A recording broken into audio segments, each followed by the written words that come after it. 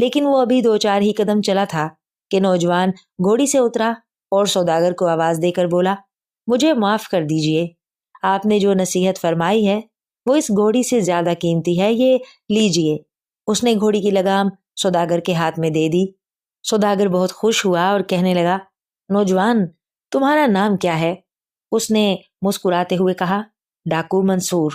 सौदागर को एक झुरझुरी सी आई और उसका जिस्म खौफ से पसीना पसीना हो गया।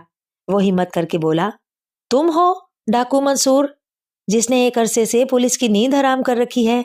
डाकू मंसूर मुस्कुराया और कहने लगा, जी हजूर, ये नाचीज ही डाकू मंसूर है, लेकिन अमीरों, महाजनों और गरीबों पर जुल्म करने वालों के लिए, आप जैसे नेक और गरीबों पर तरस खाने वालों के लिए नहीं।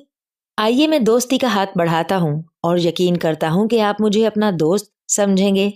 सौदागर बहुत खुश हुआ और उसने आगे बढ़कर डाकू मंसूर को सीने से लगा लिया और कहा, चलिए दोपहर का खाना मेरे साथ खाइए।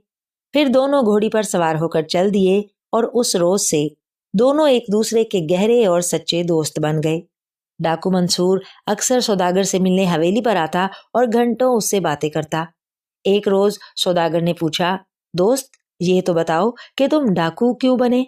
मंसूर हंसा और कहने लगा, दोस्त, मैं एक जिम्मेदार का बेटा हूँ। मेरा बाप अपने इलाके का सबसे बड़ा जिम्मेदार था। उसने मेरी तालीम पर हजारों रुपया खर्च किया। मैंने भी दिल लगाकर पढ़ा और 19वें साल में बीए की डिग्री हासिल की। मेरा इरादा था कि मैं अपनी तालीम जारी रखूंगा, लेकिन यकायक घर से मेरा खर्च आना बंद हो गया और मैं मजबूर होकर रुखसत पर गांव पहुंचा। वहां जाकर मालूम हुआ कि मेरे वालिद का इंतकाल हुए 7 महीने गुजर चुके हैं, लेकिन इस ख्याल से कि मुझे सदमा पहुंचेगा और मेरी तालीम पर असर पड़ेगा, मेरी वालदा ने मुझे इंतकाल की खबर नहीं दी थी। मेरे वालिद का सारा काम मेरी चचा ने अपने हाथों में ले लिया, लेकिन 2-3 महीने गुजरने के बाद उन्होंने जायदाद और जमीनों के कागज अपने कब्जे में कर लिए।